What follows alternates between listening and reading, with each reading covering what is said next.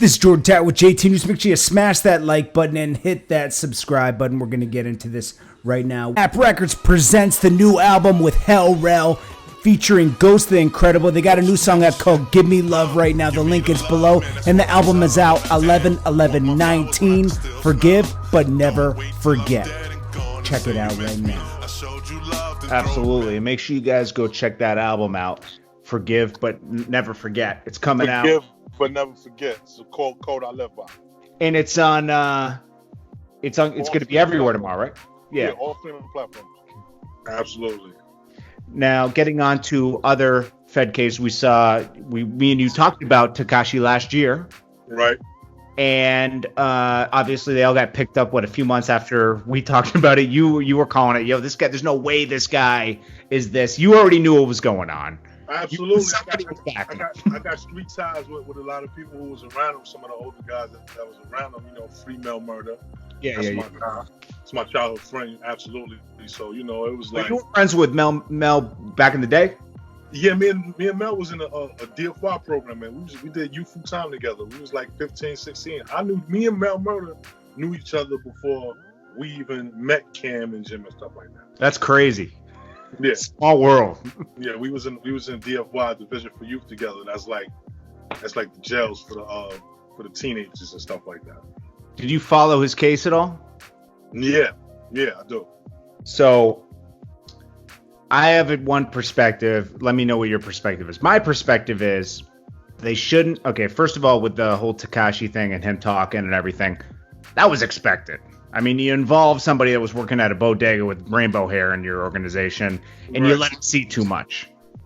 Right. The real problem is that CEO Chris dude. He was already... Okay, so there's a guy named CEO Chris that was already working with the feds, already had been picked up in a Fed case. Years 2014. I wasn't familiar with that. He was the one supplying Mel. Okay. So this is the reason why Mel and them got caught up. Okay. CEO Chris was already a Fed. I didn't know. I didn't know none of the logistics to the case. I didn't want to know. Yeah. I was just looking at it from a standpoint of view was like how do you take down the guys who stamped who if it wasn't for those guys, there wouldn't be that. It wouldn't be that character. Right. He was a character. He was in character. You know what I'm saying? He was a good kid who knew how to play the character. Yeah, and I think they made the mistake of talking too much about we got to spank him and all this. And that all the feds had to do was play those tapes for him, and he'd be like, "Oh, I guess they don't have my back." Right. It's over. Right. I mean, but you got to go back to what John Gotti said, man. Never say nothing over the phone that could get played back to you in court, man. That's true. A lot of these guys is not aware that the federal government is listening in. So, yeah. You know how they got John Gotti, right? With those tapes. Yeah, but he didn't know. Giuliani was very creative and working with the feds, and I think they did it in a room they were going in all the time. Yeah, they bugged they didn't talk on the phone. They talked in person, but still, they bugged the lamp. Exactly. That's crazy. You got to be careful out here. Once I seen the Malcolm X movie with the bug in his lamp when he was in a room, I said, "Oh, nah, they on some different type of time. I ain't fucking with these guys." You almost got to whisper in people's ears, and even that could be dangerous. No, but listen, man. Sometimes you just gotta meet a nigga in a bar, son. You gotta go old school, man. Stay off the phone. Yo, where you at? Meet me here, and talk that shit in person, man. But that's what John Gotti and them were doing. But they found a way to bug the room they were. He was doing it in his Raven Night social club. This is a club that he frequented. If you tell a nigga go meet you at a location where the feds you've never been there before, it's hard for the feds to get there. Bug that. Oh, you're saying change the location all the time? Yeah, you gotta move like you're being followed. A lot of niggas don't move like they're being followed. Yeah, I think there's enough evidence out here for everyone to know that it's not really worth doing crime. They always get you. I know, but we've lived, so we've seen enough stories now. When you're younger, you don't think like that, especially when it's like, but it's the amount of time they give these guys is crazy. And the snitch always walks. You gotta realize the temptation, though, man. The temptation is more. The temptation. We didn't have this temptation, Jordan Towers. Yeah. When we was young, we couldn't wake up and scroll down the screen and see a bunch of niggas with Audemars Piguets on and Rolexes on and niggas jumping out of Lamborghinis.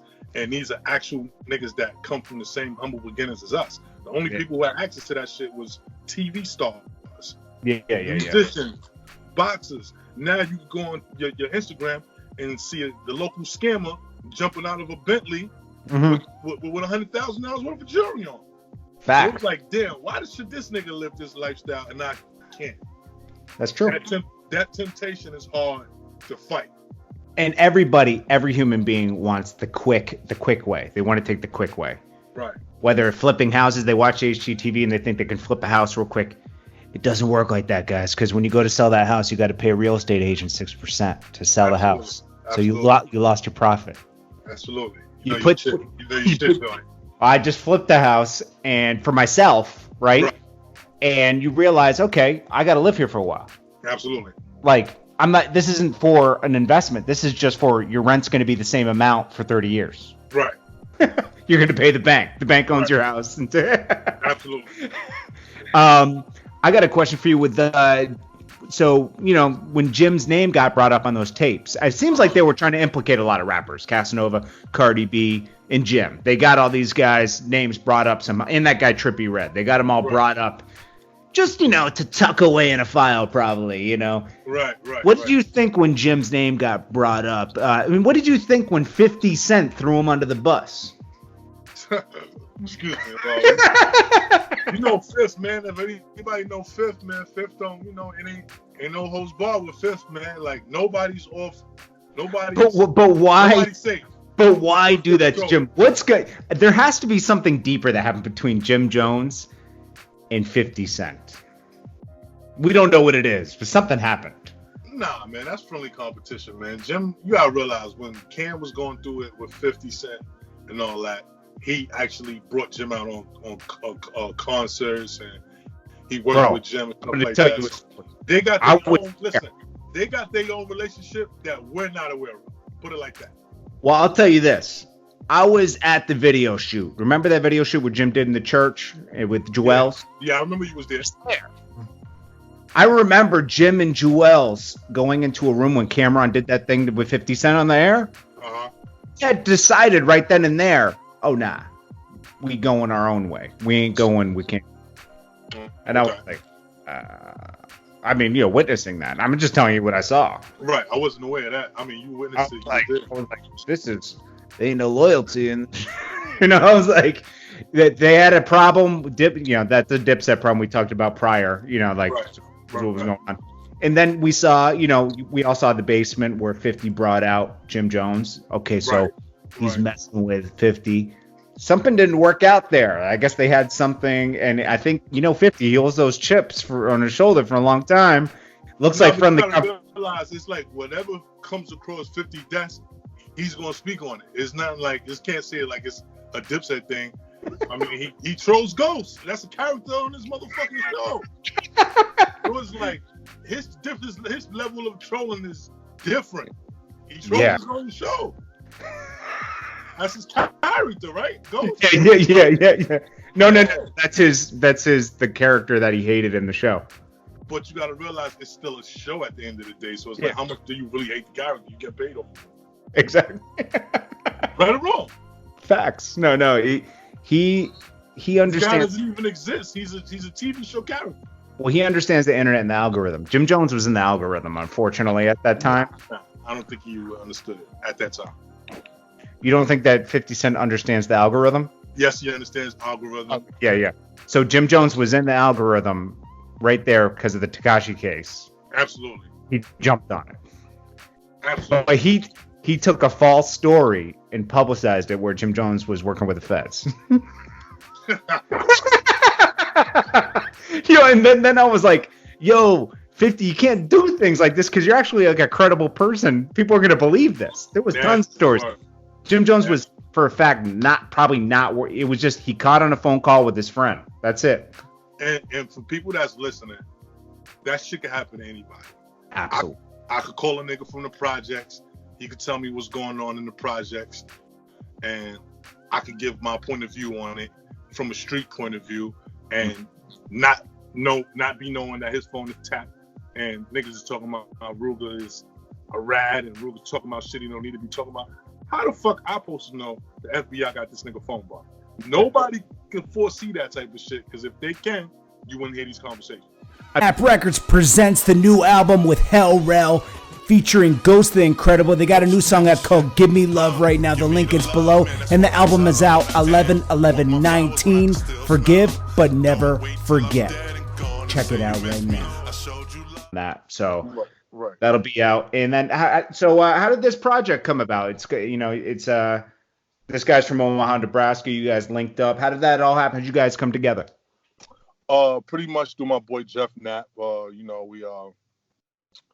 met on the internet and stuff like that, and flew me out to Omaha, and we was kicking it, and we was pretty much working on other business besides music. So we was like, yo, he pretty much had the artist Ghost the Incredible.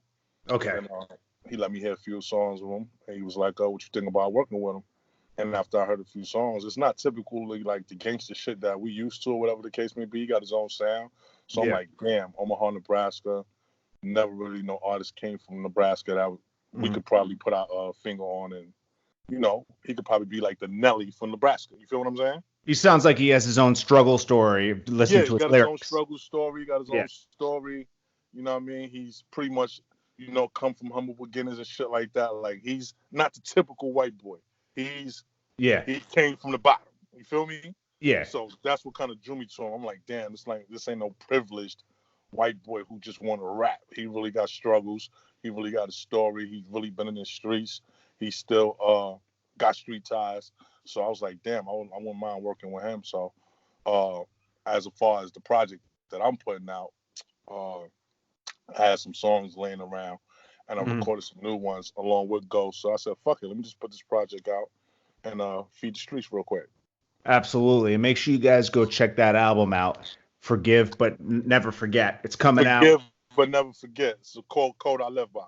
And it's on it's going to be everywhere tomorrow, right?